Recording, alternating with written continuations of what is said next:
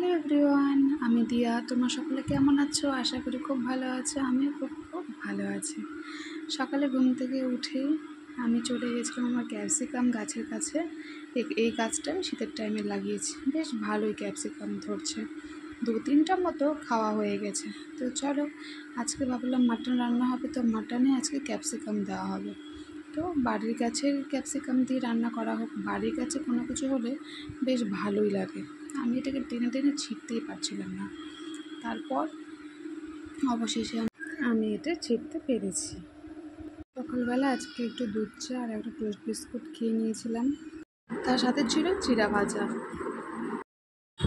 এখানে মা মাটন করছিল, মাটনে পাতলা ঝোল। তারপর সকালের ব্রেকফাস্টও হয়ে গিয়েছিলো।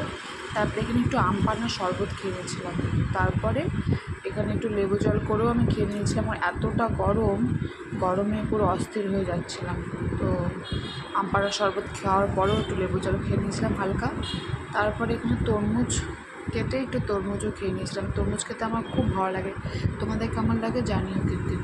দুপুরে খাবারে ছিল আলু করলা ভাজা, ঢেঁড়স পোস্ত আলু দিয়ে, তার সাথে ছিল মাটনের হালকা পাতলা ঝোল। গরমের মধ্যে হালকা পাতলা খাবার খেতেই বেশি ভালো লাগে।